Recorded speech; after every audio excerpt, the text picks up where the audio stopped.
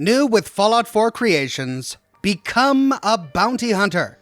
A brand new quest with voiced NPCs, new armor, a new weapon, a new ammo type, lots to explore here. We can start Become a Bounty Hunter either by going to Kill or Be Killed in Good Neighbor and reading the Bounty Hunter's wanted note on the wall just outside, or heading to Diamond City and reading the same note pinned to the wall of the All Faiths Chapel. Call for more bounty hunters. Visit the Sunken Speakeasy. Cash reward for completed bounties. The Sunken Speakeasy is a new location far on the southern border of the map. It's just west of the Murkwater construction site. There are many dangers along the way, including a military checkpoint with a power armor frame nearby.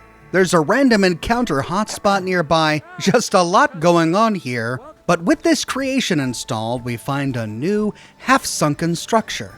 Inside, we find a hatch partially obscured by water that leads to the Sunken Speakeasy. We open the hatch to get inside, but I don't know how we could do this without flooding the speakeasy. At any rate, it appears to work. We find the Sunken Speakeasy well lit, inhabited by quite a few people. As we approach the bar, a man draws a gun on us. Oh, not so fast. No. Slowly step into the light so I can get a good look at you. I'm guessing you're responding to one of our flyers calling for new bounty hunters. Took you long enough. You don't smell like a typical wastelander. You looking for work? So you must be the head of the unwelcoming committee. You walk into another man's home unannounced, then don't expect to have a gun drawn on you, boy? Especially one filled with bounty hunters? Hell, I'd say you're lucky we're still having this conversation. Now, are you here to help or not? I'll think it over. That's a shame. I thought you were someone I could depend on. Come back if you change your mind. Otherwise, get lost. Who are you? What are you doing out here? The name's Schultz. I'm a bounty hunter, and we're the closest thing this wasteland has to law enforcement. It ain't perfect, but it works. For every bastard that preys on the weak, there's a price placed on their head, and we're the ones who collect it. And you better believe if you harm the innocent of this commonwealth, you'll find your own mug up on that bounty board. And I'll happily cash it myself. That's why I'm here. Alrighty, listen. A couple of my buddies left for a job and haven't returned yet, so I'm left empty-handed with a stack of bounties to complete. You just casually waltzed in here, and I assume you can handle yourself right. You got that look about you of someone who can get things done. Tell me about the job. Skinner has been terrorizing a supply route, playing a real coward's game by hitting a handful of caravans and then hiding. I'm bored stiff, kid. You gotta work on your spiel. That's it! I've had enough of you! Actually, I'll be back later. Stop wasting my time. You can count on me. Right then, here's your first bounty target. There's this raider asshole who goes by the name of Skinner. He's holed up in that raider camp in Hyde Park north of here. I need you to take him out and bring his finger back as proof. And before you get any clever ideas, don't even think about bringing me any other finger but Skinner's. With that, we begin the quest, Ballad of Texas Red. We need to go to Hyde Park and kill a raider named Skinner. He said he wanted us to take Skinner's finger. That sounds familiar. Where have we found bounty hunters hunting fingers before? Exploring the place, we find a lot of stuff, but it's all set to owned. Nearby, there's a locked gate. Looks like we can't get in there yet. Heading to the bar, we can talk to the bartender, Pete. I buy and sell. Just put up everything you've got and let's see if we can make a deal. Anything been happening around here? If you don't mind, prefer to just talk shop for now. A lot of quality goods here. Let's see what you got. Pete doesn't have a lot to say, and he's got a typical bartender inventory. Seated at the bar here is a cowboy ghoul named Willie. Huh? And he likewise doesn't say much. Presumably he's another bounty hunter. Behind the counter are lots of bottles and boxes of ammunition. There's a gun mounted on the wall, but we can't interact with it. And we see a new ammo type lying here. I look forward to learning more about that. There's a dog here named Max, and he's a friendly boy. That about does it for the Sunken Speakeasy. Heading out, we can move to Hyde Park. Hyde Park is absolutely swarming with raiders, and it's right next to Jamaica Plain. So if we've claimed Jamaica Plain as a settlement and we begin sniping the raiders at Hyde Park, it's likely that our settlers will advance on Hyde Park too, making it a bit easier to clear out. Now, a stealthy assassin character might have an easier time infiltrating the place, killing these raiders one by one, but I sat outside sniping at them, which lured them all to me, and Skinner was one of the first raiders to go down.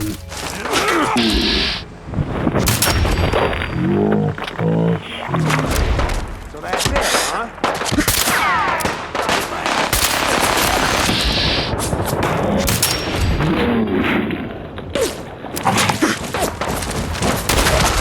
With the raiders dead, we can loot Skinner's body and take his finger. Oh, that's pretty dramatic. Now that we have his finger, we can return to the Sunken Speakeasy and check in with Schultz. Looks like you've made it back in one piece. And with what appears to be Skinner's finger. Good work. With that, Schultz stands up and walks to the locked gate. Stash it in the mailbox by the bounty board and we'll get it verified. Here, take this key. You'll need to open the gate. We can now unlock the gate and enter the bounty mailbox room. Now, he told us to place the finger inside the mailbox. The finger appears in the miscellaneous section of our inventory. Thankfully, we don't have to remember the name of each of our targets. All we have to search for is something beginning with the word bounty. All of the fingers are labeled bounty and then the name of the person we killed. So, depositing Bounty Skinner's finger in the mailbox. When the collector comes by and verifies a finger with our database, he'll leave your reward in the mailbox.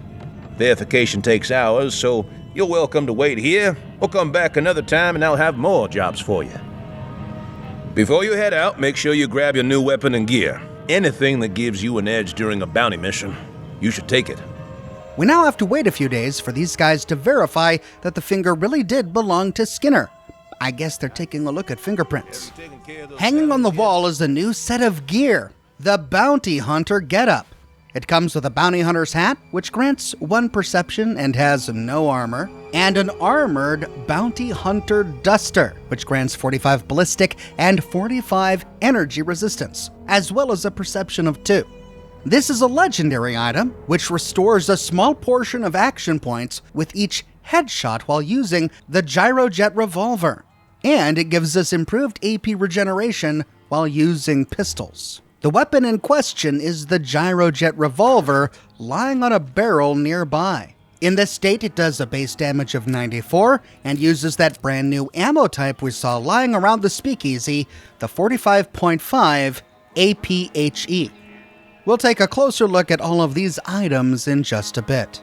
Now, also lying on this barrel is a bounty for the Beast Hunter. A highly dangerous individual was last seen near the Nahant Sheriff's Department. Rumor has it he's from out west.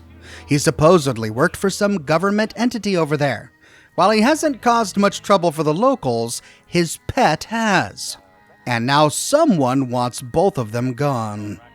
This is in reference to the Beast Hunter creation that I explored in my last video. Looks like we should have done this Bounty Hunter one first. I wanted to see if anything updated if we did, and so I installed that creation on this computer as well, and went to the Beast Hunter's lair, but nothing there changed. I'm playing on the Xbox for the PC version here, but I installed them both on my Steam version as well. But in that version, the bounty flyer for the Beast Hunter didn't even appear in the speakeasy, and I'm not sure why. Viewers have told me in the comments that with both creations installed, you can enter the Beast Hunter's lair to find the bodies of other bounty hunters lying around. But I just didn't see any of that in my game. At any rate, we covered the Beast Hunter already, so we'll continue with the other bounties. In this room, we find Schultz's terminal. Inside, we can start by browsing logs. In the first, Log 1, April 11th, 2281, Expansion. The decision was mutual and long overdue.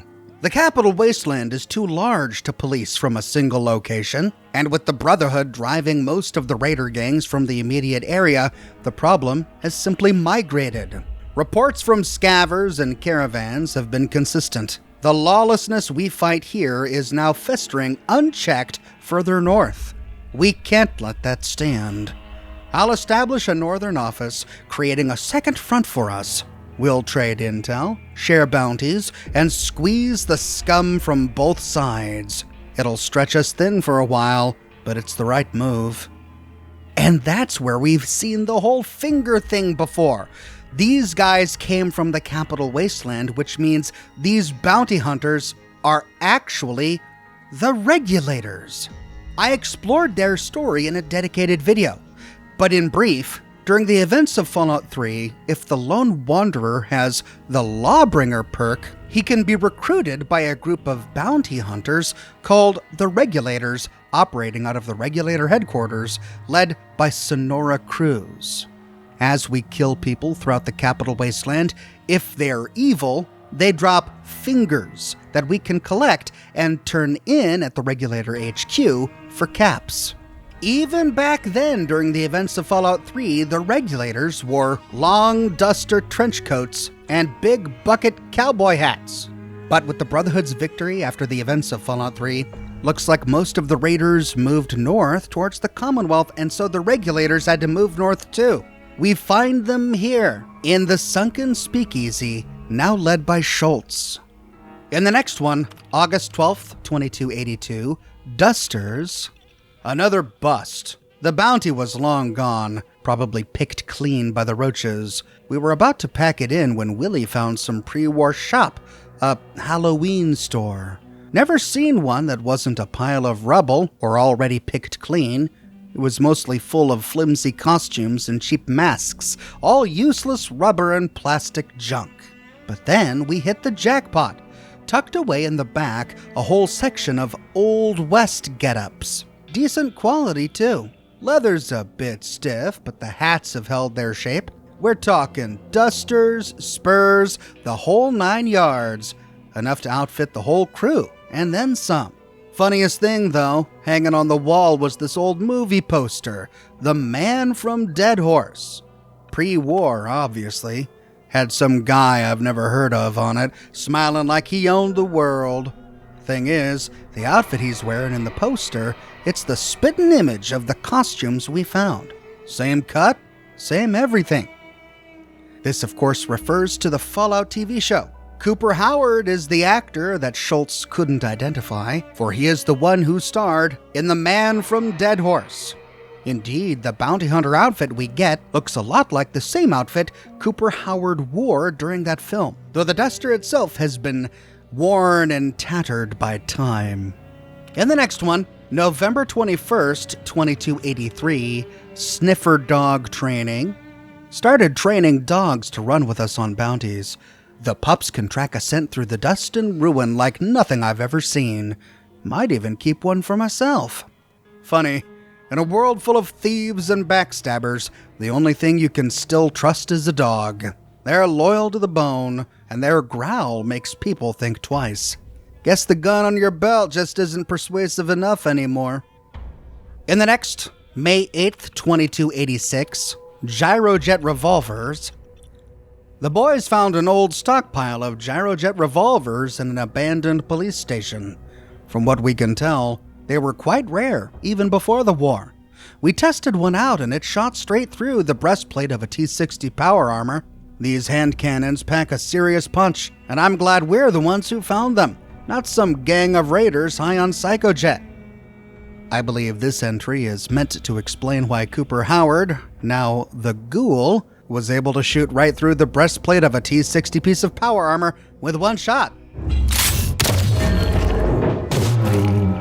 Though in the show it's because he knew of a weakness in the suit's design.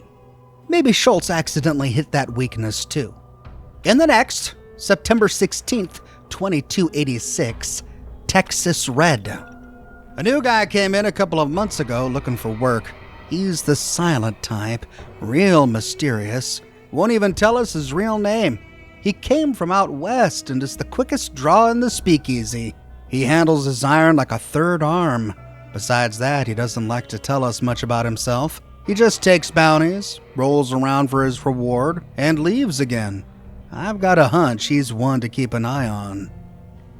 This is likely a reference to the song Big Iron, which is prominently played on Radio New Vegas during the events of Fallout New Vegas. In this town there lived an outlaw by the name of Texas Red. The entire ballad is a story about an outlaw named Texas Red. But according to this terminal entry, Texas Red is another bounty hunter, one Schultz needs to keep an eye on. In the next, January 3rd, 2287, this year, supply is running low. We might have to start accepting pest control jobs. I'd hate to waste resources on a mole rat, but the boys need to be fed and paid. It looks like taking on a wider range of work from the locals is our only option. In the next, January 21st, 2287, upgrades to our old dusters. We've made a number of nice improvements to our old dusters. They have a thick ballistic weave able to take a shot from any small caliber weapon while keeping weight low and flexibility high.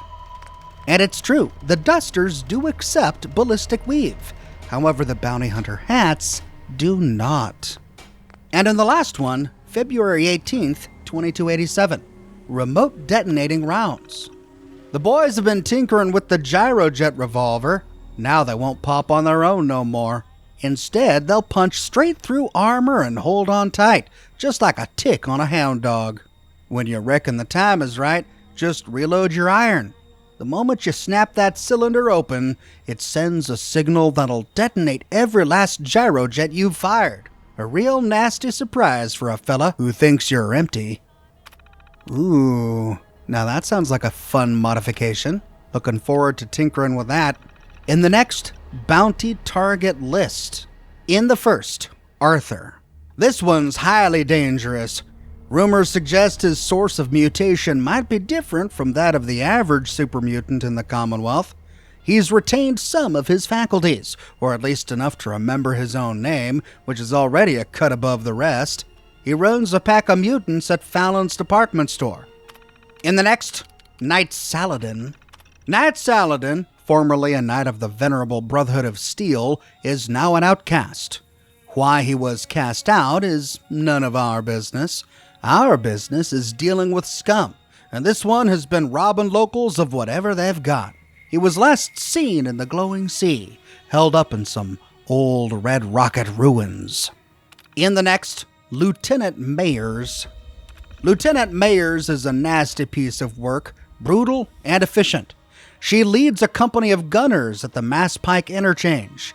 I respect the gunners' militancy, but I have no respect for the way they put that manpower to use.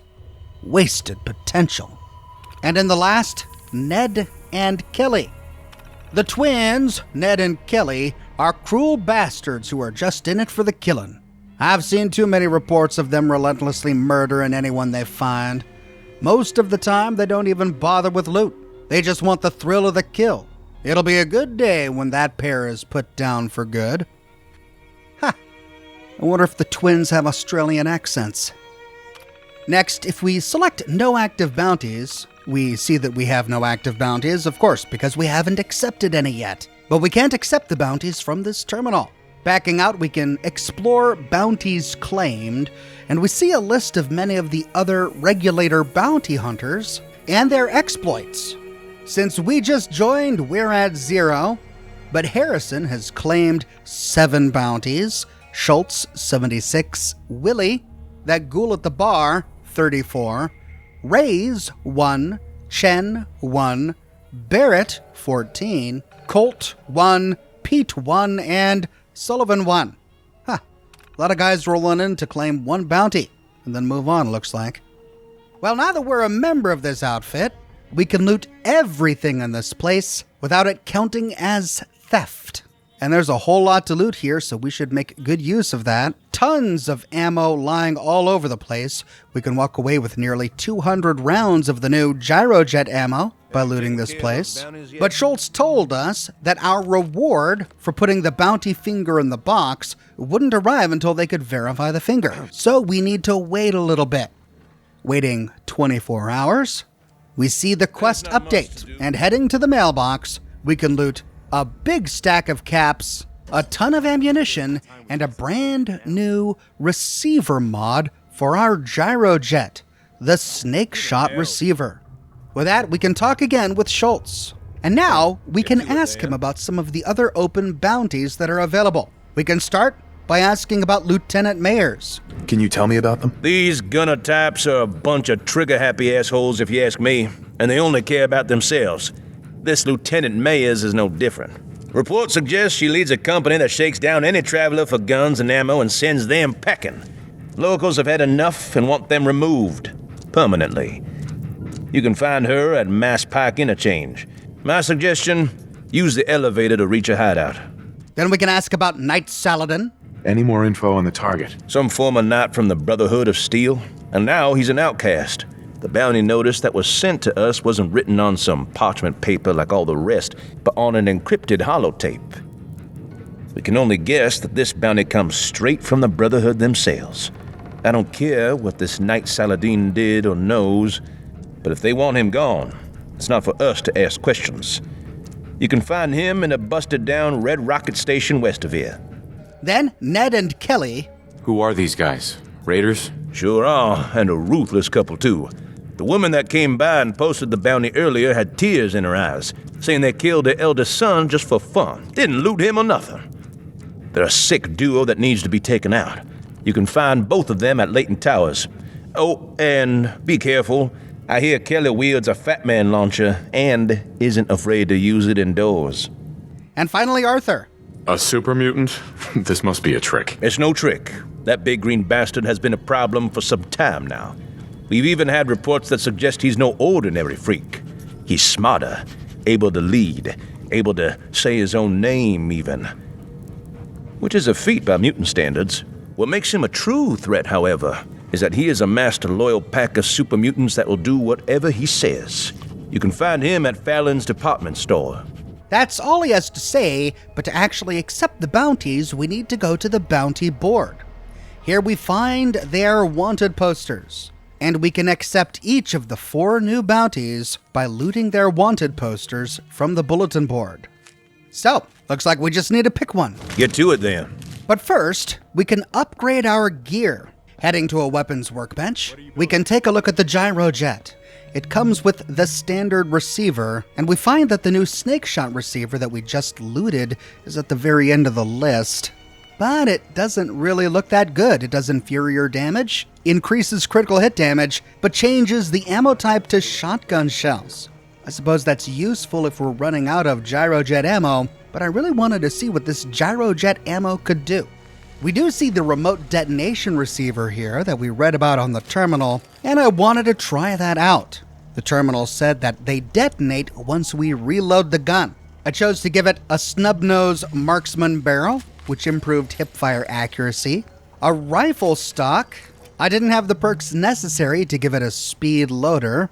I gave it a recon scope and a suppressor. I found an option to add an embellishment, but at the moment, I didn't have any embellishments. Taking a look at our armor, we also looted a bounty hunter bandana, but like with the bounty hunter hat, we can't imbue it with ballistic weave. However, the armored bounty hunter duster not only has a lining that we can upgrade, I went ahead and gave it the dense lining, but it also accepts ballistic weave. I didn't have rank 5 unlocked yet, so I went ahead and gave it rank 4. That increased its damage and energy resistance to 90. For the first target, let's head to Mass Pike Interchange and track down Lieutenant Mayers. The ground by the elevator is swarming with gunners, so we can take some of these guys out and test the remote detonation.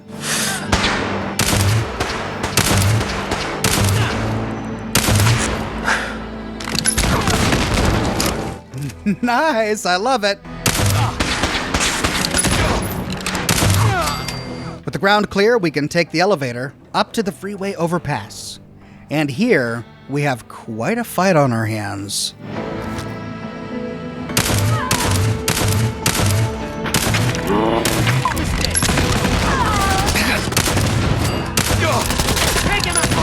With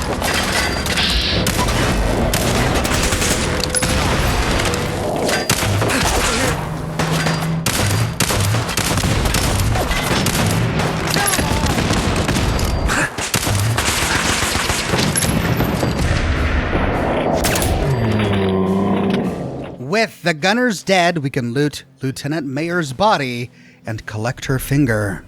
If we've never been to the Mass Pike Interchange before, there's plenty of good stuff around here, including an end-of-dungeon steamer trunk and a copy of Grognak the Barbarian on a toilet seat. Fatherless Cur! Unarmed and melee attacks permanently do 5% more damage. With the finger in our bag, we can head back to the Sunken Speakeasy, deposit it in the mailbox, and then wait for our reward to arrive. We don't get a new mod for the gyrojet, but we do get a ton of caps. And then inspecting the terminal, we now see that the bounty counter has updated. Nate now has 2 completed bounties. Nice. Next, we can head to Layton Towers, see if we can find the twins, Ned and Kelly. After clearing the exterior, we can head inside. We see an elevator here, and if we summon it... Ground. Whoa! Sounds like a raider got injured. What does that mean?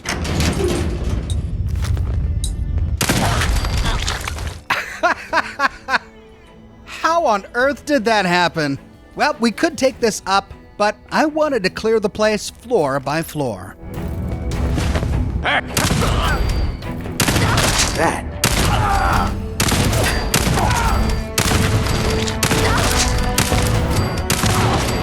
At the top floor, we see one of our quest markers points to an open elevator. Inside, we do find a raider, but it's not Ned or Kelly. The marker just rests on the elevator floor. I didn't know what this meant at the time, so I just kept pressing forward. After clearing Layton Towers of all of the raiders, we don't find Ned or Kelly, and so we open the door at the top floor to step out onto the roof. And here, we find Ned.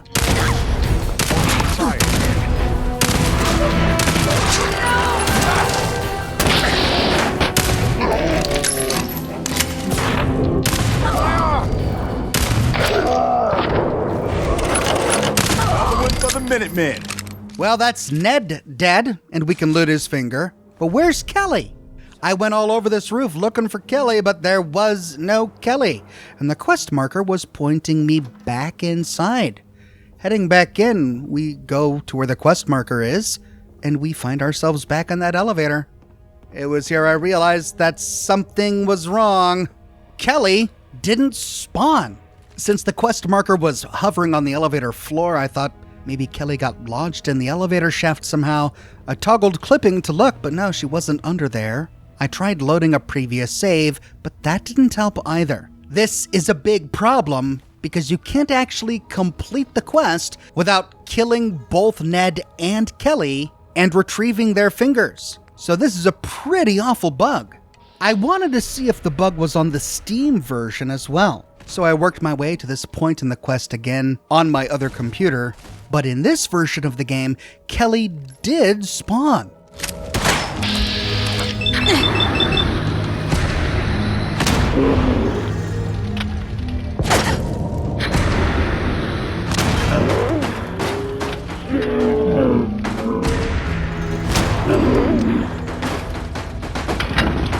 Well, bummer. That means it's a bug on the Xbox version and not the Steam version.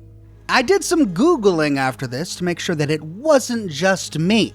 And it wasn't. I did find complaints of other people who had this exact same bug. And no, a mod is not responsible. The reason I have an Xbox for the PC version is so that I can do a non-modded playthrough. My Steam version is modded. My Xbox version is not. Well, I still really wanted to complete the quest on my Xbox version, so I tried summoning Kelly to my location using console commands. Man, you picked the wrong fight.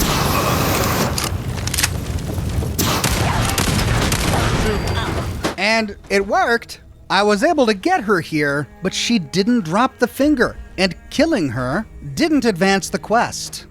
There were lots of variations of Kelly, and I tried summoning them all and killing them over and over again until I had quite a stack of dead Kellys here, but none of them seemed to work.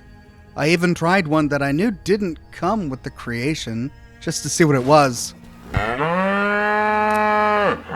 And it's just a random encounter Kelly with a Brahmin. Well, that wasn't working, and I exhausted all of the Kellys in the game files, so then I tried placing Kelly's finger on the ground and looting it. Nice. That advanced part of the quest, but it didn't advance the Kill Kelly portion of the quest. So even with the finger looted, I was still unable to advance the quest without killing Kelly. I figured, well, maybe she just didn't spawn right the first time, but if I wait a bit, when the location respawns, she'll appear. Now, I had cleared Layton Tower, and if you clear a location, it takes 20 in-game days for that location to respawn. So, I went back to the speakeasy and waited 20 in-game days. Upon returning to Layton Towers, the exterior had respawned and I killed all the raiders outside, but every time I tried to open the door to Layton Towers, the game crashed to desktop. And I have no idea why. So I had to go back to a previous save. Ultimately, I had to use console commands to advance the stage of the quest to the point just after killing Kelly and looting her finger in order to continue, which I know is something you can't actually do on an Xbox. But for those who are interested, this is the console command that I had to type in order to get it to work. So, with Ned and Kelly done, we can wait 24 hours to get our reward, and we get the Gyrojet Revolver remote detonation receiver. Looks like I wasted materials by building it early. Before moving on to the next bounty, I wanted to try a different receiver. So modifying the revolver, we can try the Snake Shot Receiver X, which rechambers it to use shotgun shells, just to see what it's like. Then, we can hunt down the super mutant Arthur at the Fallon Department Store. And we gotta clear the Fallon Department Store of all of the mutant suiciders, and gosh, there are a lot of them. And I realized immediately that I didn't like this receiver. Sure, it uses a much more common ammunition type, but it's way less powerful. I regretted the change immediately. You've got this.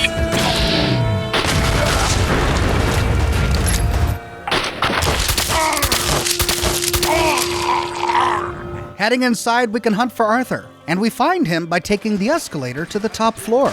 He's hiding in one of the stores with a missile launcher.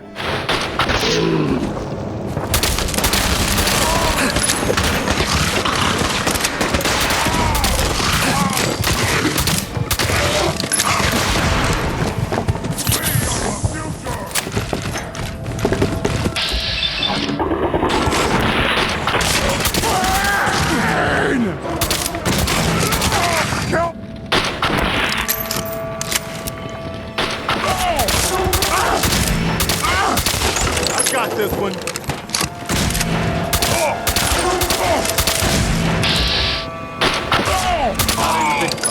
No sign of him. At last he goes down, and we can take his finger. Then heading back to the speakeasy, we can place it in the mailbox, wait a day, and collect our reward. A stack of caps and a bunch of ammunition. I went back and rechambered my gyrojet, this time giving it the advanced receiver. This switches to the 45.5 APHE, but the bullets detonate on impact instead of detonating when reloading the weapon, which increases the damage per shot to 209. Next, we can hunt for Knight Saladin in the glowing sea. Moving to the Sunken Red rocket truck stop, we learn that this creation crosses paths with the BFG 9000 creation from the Creation Club. Mercy, the raider we have to kill to get the BFG 9000, is walking around the top of the Red Rocket truck stop. But to find Knight Saladin, we actually have to go inside. Inside the truck stop, we find a new hatch on the ground, leading to an underground shelter. And it's here where we find the Knight. I tried to use a flashbang. Poor choice in such a confined space. Shoot. Yeah, I think that flashbang did more harm than good. Knight Saladin is carrying a legendary power fist called Paladin's Hand. Does more damage the lower your health is. And has a synth component. We now know why Knight Saladin was exiled from the Brotherhood. Knight Saladin was a synth. But I wonder how the Brotherhood would learn this if we complete this creation before giving the Brotherhood the data that we downloaded from the Institute. Perhaps Knight Saladin was one of those infiltrator synths who knew that they were synths because they were on a mission for the Institute, and somehow Saladin gave himself away, leading to his exile. Knight Saladin's bunker has a lot of power armor scattered all over the place, and behind the bed is a button that unlocks a safe behind the kitchen counter. Inside we find a tidy stash of ammo, but not nearly as much as we find stacked up on these shelves against the wall. That's a lot. With Knight Saladin dead, we can head back to the speakeasy, deposit our finger, wait a day, and collect the reward. With all 4 bounties collected, we can check in with Schultz to see if he has any more work for us. Hey, kid. My buddies still haven't returned, and I'm starting to get worried. Long story short, I sent them out in a joint operation to take down a target named Texas Red. A highly dangerous individual we've been tracking down for months now. Normally, I wouldn't do this so early on with a recruit, but you've been dependable so far. Meet me at the Hope March Church in the Glow. That was the last reported sighting of Texas Red. I could really use the backup. Oh, and I left his bounty notice on the table outside if you want to get a look at his ugly face. So, Texas Red ended up becoming a problem. I wonder what he did. We find the bounty poster for Texas Red lying on a table. This asshole was formerly one of our own until we found out he was faking his bounties by handing in random fingers. He's made camp at the Hope March Pentecostal Church, our old hideout. He's not stupid and is a well-trained gun. Don't get complacent. The Regulator's old headquarters was in the glowing sea? Seems like a rather inhospitable place for an HQ. Heading to the glowing sea, we can use the gyrojet to take out a few Deathclaws.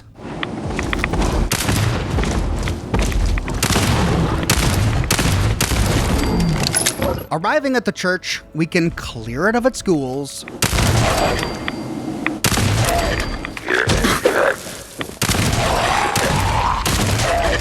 And here we find a brand new hatch in the back of the church, leading to the Hope March Church catacombs. This interior cell is new with the creation. Down the hatch and down some stairs, we find the body of a bounty hunter, and we overhear a nearby conversation. Texas Red. I should have known you'd hole up in a church, a place for sinners, not saints. We should have left a hole in your back long ago instead of exiling you. Ah, shit! That was Schultz! Something bad happened. But we got loot here. On the body of the bounty hunter is another legendary armored bounty hunter duster with another bounty hunter hat. Looks like this creation will allow us to dress up all our settlers and companions. Somehow Schultz managed to get in here without waking all the ghouls, so we've got to clear them. I'm sure that was all of them. Creeping through the catacombs, we stumble upon the corpse of Willie. Oh no! It's that ghoul bounty hunter who was sitting at the bar inside the Sunken Speakeasy. On his body is a bounty for Texas Red, the same one we picked up. But Willie met his match.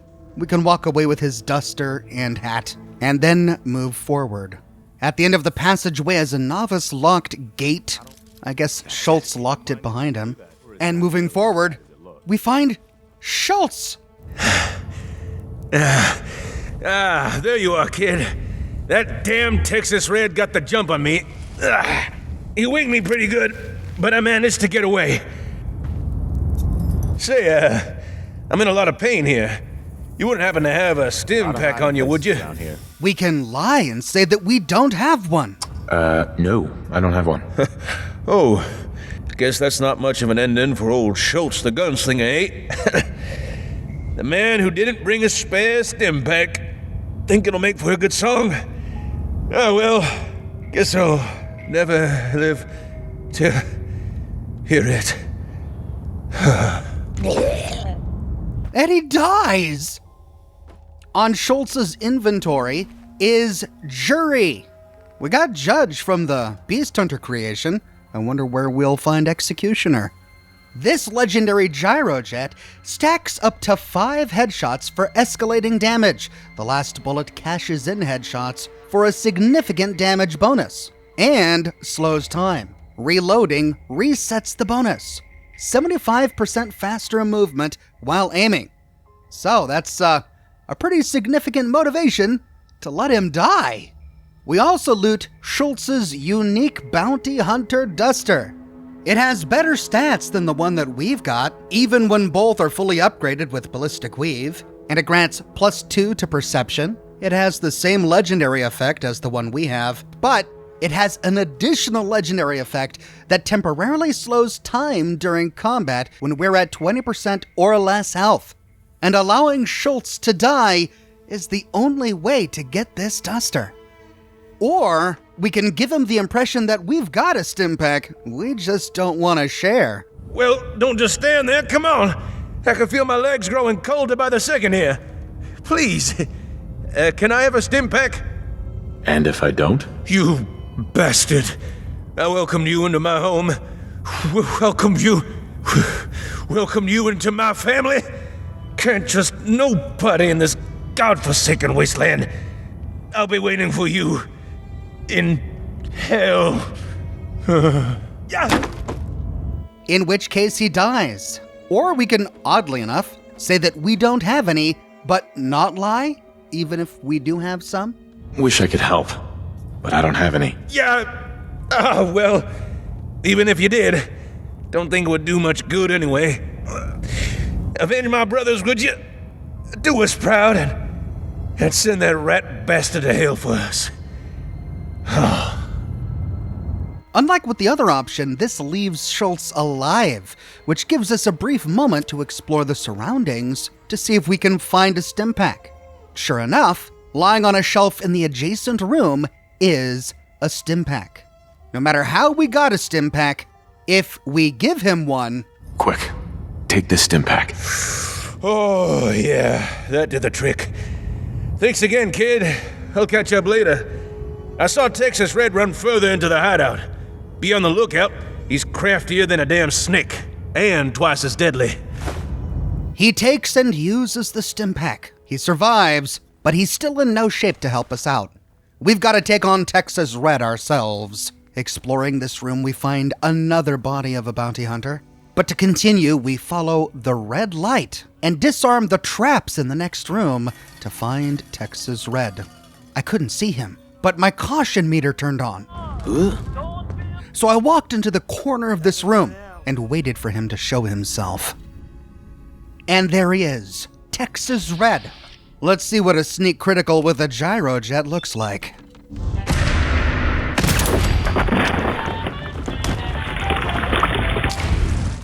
Oh, and it's an anticlimactic one-shot kill.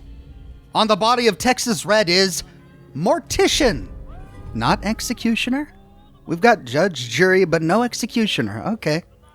Mortician has the exact same stats and legendary effect as Jury, but without the 75% faster movement while aiming legendary effect, which means that we get the best gear by allowing Schultz to die. Why?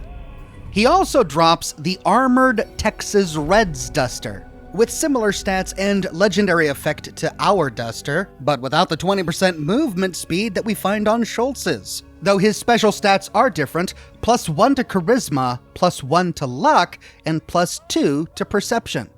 We can loot his finger and we get Texas Red's hat, which is a black version of the Bounty Hunter hat. There's another dead Bounty Hunter on a chair that we can loot, some ammo and caps lying around, and when we've finished looting this room, we can check in on Schultz if we left him alive. Ha! You got him! You got that no-good bastard once and for all. Texas Red had what was coming to him. Hell, he almost got me too if you hadn't shown up. Don't worry about me, kid. You've done enough. I'm feeling well enough to make my own way back to the speakeasy. Yeah, I'll meet you there. I think celebrations are in order. With that, Schultz very slowly and gingerly here stands up and really shambles out of here. Gosh, he was really in a bad way, wasn't he? Okay. Well, you go heal on up, Schultz. We'll meet you back at the speakeasy. After we loot absolutely everything here, we can leave the church through a back door, which puts us out into irradiated water. The hatch to the back door was partially submerged in this little pool. Again, no idea how we didn't let in all this water after opening the door. At any rate, we can make our way back to the speakeasy. And standing at the bar, fully recovered, is Schultz. There he is, the man of the hour. If you hadn't given me that stim pack back in Texas Red's hideout, I don't think I'd be sitting here at this bar with a cold drink in my hand right now. Whoa, hold up. Almost forgot. We aren't going to just stuff his finger in the mailbox like all the rest. No, sir. This son of a bitch deserves something far more degrading than that.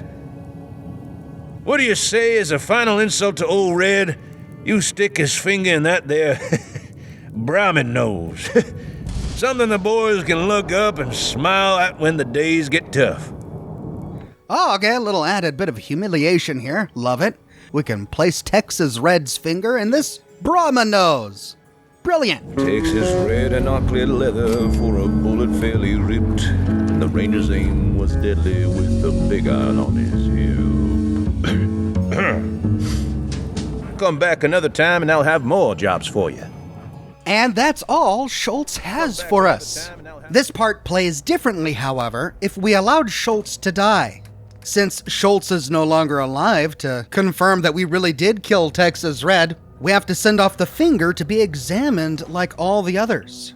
Placing it in the mailbox and waiting 24 hours, when we loot the mailbox, we get a ton of ammunition, some minor scrap, and we find a note from a stranger. Reading it in our Pip-Boy, word came my way about Schultz. It's a real shame to have lost him. He was an irreplaceable asset, but I've also heard great things about you. That was a fine piece of work, dealing with Texas Red for the hurt he's done. Keep up the fine work, and I'll make sure you're rewarded handsomely. Sonora Cruz. So Sonora Cruz is still in charge of the regulators. Looks like we've been sending these fingers all the way out to regulator headquarters. Wonderful little tie-in to Fallout 3. Sad the only way we can get this note is if we allow Schultz to die.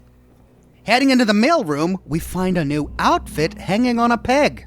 Sweetheart's Vengeance. It has the exact same stats as the other Bounty Hunter Dusters, without Schultz's unique legendary effect on his. Though the special stats are different. It grants +1 charisma and +3 to perception? Odd. It's got +1 to perception and then +2 to perception. Why didn't they just make this +3 to perception? I don't know. Checking the terminal, we can read the bounty notice, and we see alert. No new bounties at the Sunken Speakeasy. Hang tight. Some dumb raider will eventually stick his head up too high. System admin, this message will remain until new bounties come in at the Sunken Speakeasy. With that, we've completed everything here, so we can go home and check out our gear. The variety of dusters that we've gotten are all extremely similar, but they look a little different. Big Red's version of the duster and hat are black with a red shirt underneath, and it's got a flaming red skull on its belt buckle.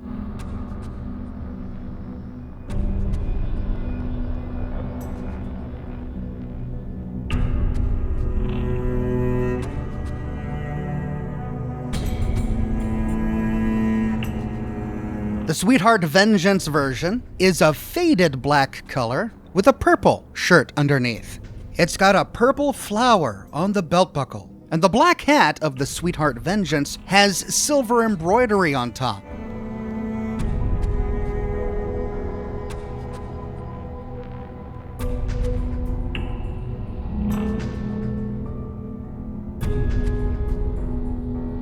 The regular Bounty Hunter Duster and Schultz's version look almost identical. They're dark brown, with black and brown pinstripe pants, a dark brown vest, and a golden shirt with blue collar underneath, much like the one worn by Cooper Howard in the Fallout show.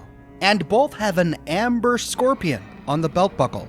But Schultz's version has a sheriff badge over the left breast pocket, and the hat that comes with these versions is also brown, without any embroidery. We've already gone over the differences in the guns. They all have the same stats with the exception of legendary effects, but the skins are slightly different as well. This is the regular gyrojet. Then there's Mortician, which is gunmetal black and has silver engravings on the cylinder. But Schultz's Jury looks exactly like a regular gyrojet. Now that we have the Mortician, we find that we can now embellish all of our gyrojet revolvers with the Mortician embellishment. This engraves the cylinder and embellishes the grip, granting +1 to charisma and +3 to agility. The odd thing is that these special stat bonuses are not listed in the details pane for the weapon after we attach the embellishment, and they're not listed on the Mortician as well. But we can embellish any gyrojet, including Jury, the one Schultz drops. We can also change any of our Bounty Hunter Dusters into Texas Red or Sweetheart Vengeance versions. Beneath the lining, we find something that says Standard, and upon clicking on it, we can choose between Sweetheart Vengeance or Texas Red. The Sweetheart Vengeance modification adds +1 charisma and +1 perception. The Texas Red modification adds +1 to charisma and +1 to luck. These stack on top of any bonuses that come naturally with the Duster. So if we edit Schultz's Duster, for example, which comes with 2 perception already, and add the Texas Red modification to it, it now has +1 charisma, +1 luck, and +2 to perception. And I tested my special stats. They do actually show up. We can also modify the hats and the bandanas, turning them into a Texas Red or Sweetheart Vengeance version. And that's it for the Become a Bounty Hunter creation. Now, this creation was clearly made to capitalize on the success of Season 1 of the Fallout show and the popularity of the Ghoul character. But they did a really good job tying it in to existing Fallout lore. The fact that there was already a bounty hunter faction in the franchise, which already took on the persona of gunslinging lawbringers, made for a perfect match. The gear we get is phenomenal. The gyrojet has now got to be one of my favorite weapons. I love that we can keep it a revolver pistol or give it a marksman stock and turn it into more of a long-range rifle. I love that we can rechamber it to fundamentally change the characteristics of the weapon. The remote detonator receiver is an excellent touch. The snakebite receiver is going to be great for people who are having a hard time finding the appropriate gyrojet ammunition. The outfit looks amazing, and the fact that it comes with multiple skins is fantastic, and I appreciate the time they took to explain why it looks so much like Cooper Howard's outfit from his movie. It was a Halloween costume. People were dressing up like Cooper Howard for the holidays. That's a wonderful attempt to increase the plausibility of this outfit existing in the Fallout universe. Really, my only complaint is the huge game-breaking bug that I experienced while playing the Xbox version on the PC. If I didn't have the ability to use console commands, I wouldn't have been able to complete the quest. I would have been stuck, unable to kill Kelly or loot her finger, and would have never been able to confront Texas Red. I don't know how many players have stumbled upon that glitch, but I know that it's not just me. It's really unfathomable that the creation was shipped in that state. It clearly works for other versions of the game, it worked on Steam for me, but you can't sell a creation as expensive as this with a glitch so bad that the player can't even complete the creation. I'm sure they'll figure it out and patch it post-haste. What do you think about the Become a Bounty Hunter creation? Did it work flawlessly for you in your game? What are your thoughts on the gear? Are you gonna make a brand new character and roleplay as a bounty hunter? Let me know your thoughts in the comments below. I'm constantly publishing new videos, so if you don't want to miss my next one, be sure to subscribe. My 2026 thumbnail calendar is ready. It features some of the best thumbnail art I've commissioned for my YouTube videos this year. The print quality is amazing. Each page is large, with plenty of white space to make notes on the calendar. So if you don't have a calendar for 2026 yet, snag one today. But more than anything, I'm just so glad you're watching this video. Thanks again, and I'll see you soon with more brand new videos.